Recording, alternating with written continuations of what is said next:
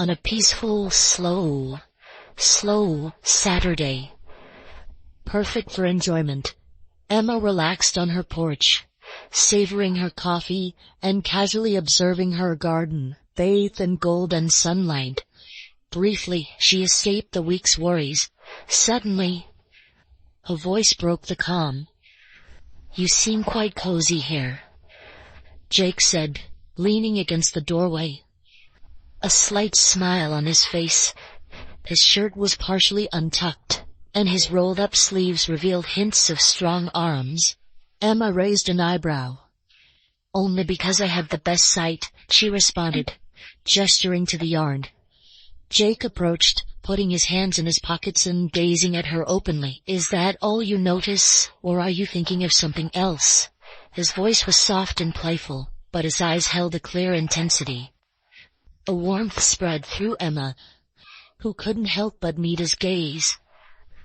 "Maybe I think you're being very bold for someone who typically hides behind his charm," she said, tilting her head playfully.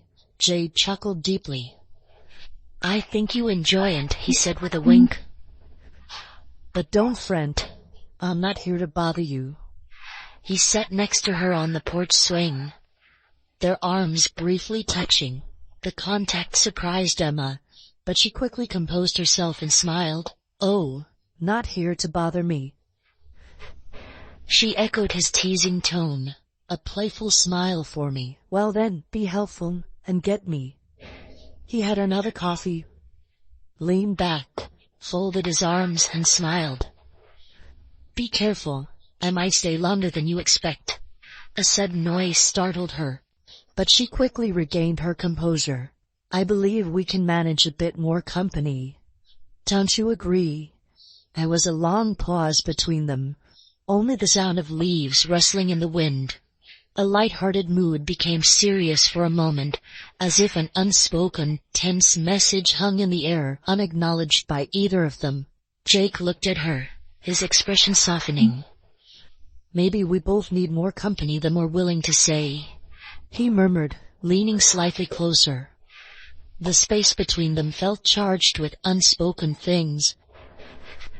Emma's heart beat faster, but she tried to hide it. "Okay then.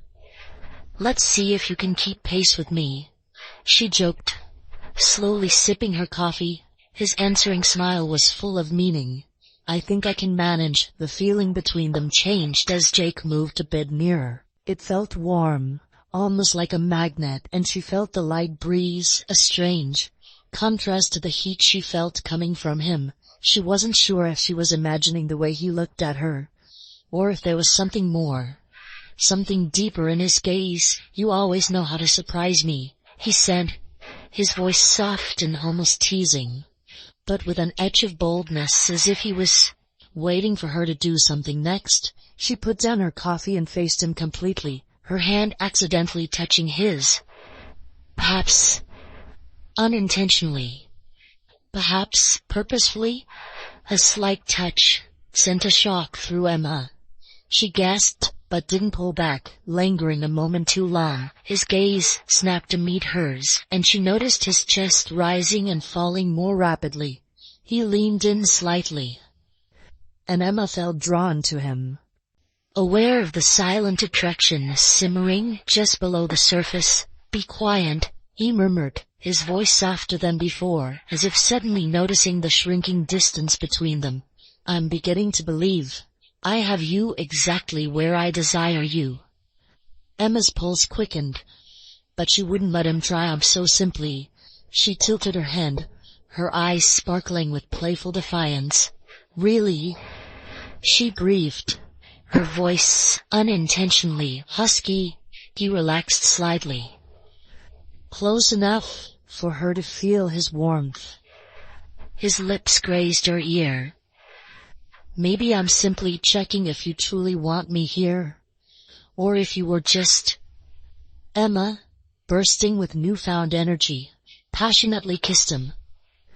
The kiss started gently but quickly escalated, releasing pent-up tension and igniting a fiery intensity neither had experienced. Breathless and exhilarated, her heart pounding. She gazed at him with wide, surprised eyes. He returned her look with a smile, now deeper and more intimate. His voice low and husky, he asked, "Are you sure you're still in charge, Emma?" She smiled back confidently. "I think this is exactly where I need to be," and then intertwined her fingers with his more firmly. They spent the rest of the afternoon together, the unspoken